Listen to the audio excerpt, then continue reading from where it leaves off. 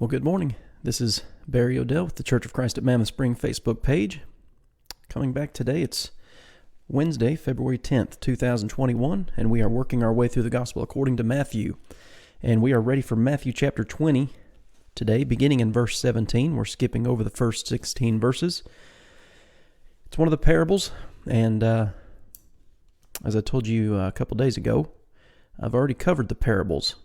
All of them in the four gospel accounts, and they are on our YouTube channel.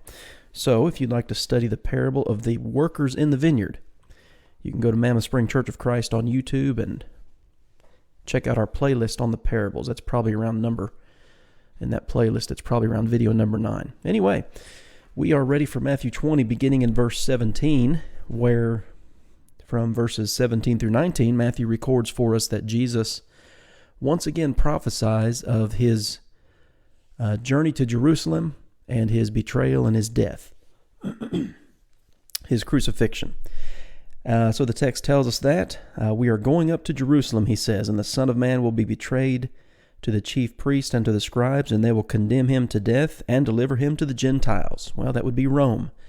The Romans were, I guess we could say, from the Jewish vantage point, were occupiers of the Promised Land. And so they were in charge. And we know that Pilate ultimately made that decision, that announcement to put Jesus on the cross. So that's again prophesied. And it's interesting when you look at Luke's account. In Luke chapter 18, in verse 34, it tells us that when Jesus made this prophecy, the disciples understood none of these things. And they didn't really understand these things until after the resurrection. They were slow to believe, the Bible tells us. It's interesting to me what Matthew records here. He's prophesying of his betrayal, of his beatings, his death, and the disciples are arguing over who's going to be the greatest. So it shows you their frame of mind. It shows you their misunderstanding of the nature of the kingdom and what was getting ready to happen. And this argument is actually recorded a couple of times in the gospel accounts where the 12 are having this dispute over who's going to have the most prominent position in the kingdom of God. So the way Matthew records it, and Matthew, Mark, and Luke record this event, Matthew says that the mother of Zebedee's sons came to him, this would be James and John, came to Jesus with her sons, kneeling down and asking something from him. Well, what do you want? What do you wish? Grant that these two sons of mine may sit, one on your right hand and the other on the left, in your kingdom. The way I've said that before, or talked about this before, is, this sounds typical of a mother. She wants her children advanced, and she will request it. That's what she's doing here. See more folks joining on. Good to see everybody today. Hope y'all are doing well. Now, the way the other gospel writers record it, the mother's there, but the disciples ask the question. Whatever the case may be, she wants special treatment for her boys. And Jesus' immediate response to that is, according to verse 22, you do not know what you ask. You don't understand what you're requesting here for your boys. Are you able to drink? Now, he's talking to James and John. He says, are you able to drink the cup that I am about to drink and be baptized with the baptism that I am baptized with? The cup. We know what he means here when we look at his prayer in the garden. Matthew 26, Luke chapter 22. As he's praying to God in the Garden of Gethsemane, you remember what he said. If at all possible, let this cup pass from me. All right, that's what he's warning. This is really a warning to his disciples here. Still see more people joining on. Good to see all of you here today. Hello from Orlando. Well, hello, Sharon. Orlando, huh? I bet it's warmer than 25 degrees and sleeting in Orlando. Got some nasty weather here today. And by the way, we were planning on being at the building tonight at 7 o'clock, and the elders have determined because of the weather conditions and the low temperatures that we're not going to meet at the building tonight. For those of you who are members here and are watching. Okay, so Matthew 20, verse 22 is a warning to his disciples. You really think you can handle what I'm about to go through? He talks about the cup. He talks about the baptism that he's going to endure. And, to baptize means to be immersed, to be submerged. Well, Jesus is about to be immersed in suffering. And he's, again, warning these disciples. Of course, their response is, yeah, we can handle it. And it's interesting because he prayed that prayer in the Garden of Gethsemane. The multitudes come with Judas to arrest him. And once he's arrested, the disciples ran off. Strike the shepherd and the sheep will be scattered. That's exactly what happened. 84 degrees in Orlando. Wow. I lived in, my family and I, we lived in Pensacola for about 7.5 years, and I like snow. I like cold weather. I'll take 20 degrees and snowy any day over 84. A lot of people think I'm nuts, but that's another story. Verse 23, you will indeed drink my cup and be baptized with the baptism that I am baptized with. In other words, you're going to have to endure. You're going to have to suffer too. But to sit on my right hand and on my left is not mine to give, but it is for those for whom it is prepared by my Father. He's just pointing out the fact that God's in control of that. And you remember back in chapter 19 and verse 28, he told the apostles, you're going to sit on 12 thrones judging the 12 tribes of Israel. There is no higher position. There's no higher rank of authority here among the apostles. And it's interesting because when you go back to Matthew 16, a lot of people claim that Peter had that position, that he was the one above all the others. Well, apparently Peter didn't understand that, if that's what happened. That's not what happened, but he didn't get it because he's one of the 12 arguing here who's going to be the greatest. Their misunderstanding of the kingdom is quite evident here. Well, when the 10 heard it, so James and John requested this special position in the kingdom. When the others heard it, they were greatly displeased. And it's jealousy because they all wanted this. They're all arguing over who's going to be greatest in the kingdom. And so Jesus calls them to him, Matthew 20, beginning in verse 25, and he illustrates what he's talking about. Listen, guys, you know that the rulers of the Gentiles lord it over them. That is, people in the world, the people of the nations, the Gentiles, they use their authority harshly. Okay, the way I describe it is that they're willing to flash their badge and show their authority, and their maybe a domineering spirit is a good way to put it. That's how the world does it. And those who are great exercise authority over them, yet it shall not be so among you. But whoever desires to become great among you, let him be your servant. And whoever desires to be first among you, let him be your slave. And Jesus is going to illustrate this before long. I mean, he's been illustrating it obviously through his whole life, teaching about humility and things like this. But it's not long, it's not far out from where he washes the disciples' feet. It's recorded in John chapter 13, where he teaches them about service. In that context, you read John 13, when he washed the disciples' feet, he said, listen, do as I have done to you. He doesn't tell them to do what he had done to them. And then, in other words, washing feet. This is a spiritual lesson. So the world does it one way. It's something completely different in the kingdom.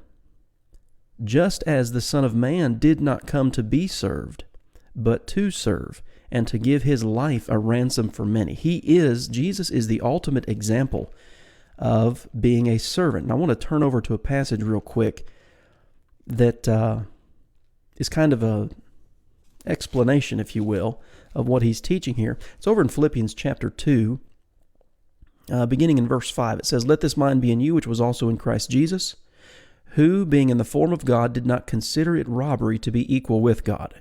Robbery. It wasn't something that he held on to, is what that's saying. But made himself of no reputation, taking the form of a bondservant, and coming in the likeness of men, and being found in appearance as a man, he humbled himself and became obedient to the point of death, even the death of the cross. And so, when we're reading here in Matthew 20, in verses 25 through 28, and here's how the world does it. They exercise domination. They use their authority harshly. This is not how it's going to be. Not only is this not how it's going to be in the kingdom, Jesus says, this isn't what I've come to do. I didn't come here to exercise my authority. And certainly, as the Son of God, as the creator and sustainer of all things, Colossians 1, 16 through 18 tells us that. He came here to serve, to do for us what we could not do for ourselves. A lot of lessons to be learned there in Matthew 20, verses 20 through 28 about service. Another passage. Let me turn over to this one real quick. Romans chapter 12 is where I'm going. And let's see. Romans 12, verses 4 and 5. Paul says, For as we have many members in one body, but all the members do not have the same function. So we, being many, are one body in Christ, and individually members one of another. There it is. There's the key. We are members one of another. We're all in this together. Let's see. And you keep going down through Romans chapter 12. Start in verse 9. Let love be without hypocrisy. Abhor what is evil. Cling to what is good. Be kindly affectionate to one another with brotherly love. In honor, giving preference to one another. The teaching of Jesus, the teaching of the apostles that we read throughout the New Testament is completely different from this argument that these guys are having recorded in Matthew chapter 20 about who gets the right hand and the left hand in the kingdom. It's not what it's about. It's about service. And same is true today. It's about service in the kingdom. Okay, back to Matthew chapter 20, the end of the chapter now, verses 29 to 34. 2 blind men received their sight. Matthew records this for us here. Now as they went out of Jericho. Now Mark and Luke recorded a little differently. He's approaching Jericho. Well, so one writer says he's leaving. Another writer says he's approaching or coming near. What's the difference? This is one of those passages where people say, well, see, there's another contradiction. Your book's full of contradictions. Well, there are 2 Jerichos. There's a Jericho, of course, we think of Joshua chapter 6. The Israelites crossed the Jordan River into the Promised Land, and the city of Jericho is their first conquering in the Promised Land. Well, Herod also built a Jericho. It's known as the Herodian Jericho. And they were separate. They were not the same area. So he was leaving one Jericho and going to the other, the Jericho of his day. A great multitude followed him, and behold, 2 blind men sitting by the road, when they heard that Jesus was passing by, cried out, Have mercy on us, O Lord, Son of David. And we've seen Jesus called the Son of David a few times in Matthew's account. That's how the book starts out, in fact, Matthew chapter 1 and verse 1. The multitude warned them that they should be quiet. But they cried out all the more, saying, Have mercy on us, O Lord, Son of David. They understood, as many people did, as we read the gospel accounts, that if they want to be healed, they know where to go. Jesus is the one to heal them. The evidence is more than abundant in the fact that Jesus has this capability. What do you want me to do for you? Verse 32. Lord, that our eyes may be opened. So Jesus had compassion and touched their eyes, and immediately their eyes received sight, and they followed him. Now you notice a couple things here. Number 1, verse 29, there's a multitude. Number 2, they make the request, verse 33. Number 3, the request is responded to immediately, and the results are immediate. Miracles, immediate, observable, undeniable.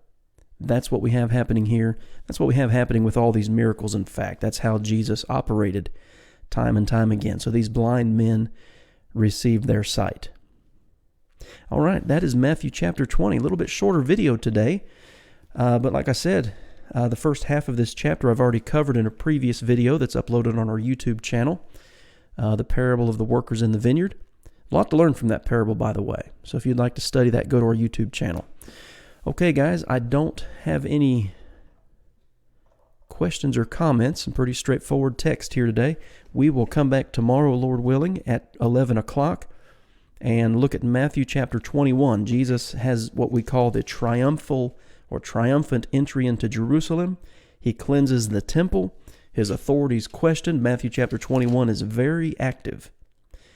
And so we'll go We'll cover the first 27 verses of Matthew 21 tomorrow, because beginning in verse 28 through the end of the chapter are parables, which again I've already covered. See you tomorrow at 11. Okay, so Mark says, seems obvious that these men have heard Jesus' preaching. Yeah, and that's the thing, again, and I've kind of touched on this a few times. You've got John the Baptizer preaching. Then you've got Jesus. John is Matthew chapter 3. Then you've got Jesus coming on the scene in Matthew chapter 4. You've got Jesus picking out Peter, Andrew, James, and John in Matthew chapter 9. He sends out the 12, recorded in Matthew chapter 10. Luke chapter 10 records that he also sent out 70 others. They're all preaching the same message. Yeah, it seems obvious that the men have heard Jesus' preaching for them to address him as the Son of David. Absolutely. Absolutely. Okay, guys. Well, appreciate you being on here today. As always, if there are any questions or comments after the live stream is over, the comment section is still available. If you have somebody that doesn't do Facebook who would like to study this type of content, send them over to our YouTube channel.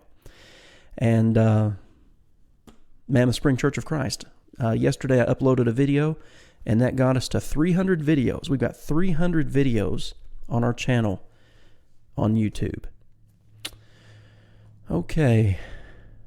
David says, if you like cold weather, move up to St. Peters, Missouri. Hey, David, I talked to a guy this morning from Michigan, northern Michigan, and they're looking at moving down in this direction, and he said it was negative 11 this morning, and the high today up there was supposed to be like 4 degrees or something like that. So I've always liked cold weather more than hot weather.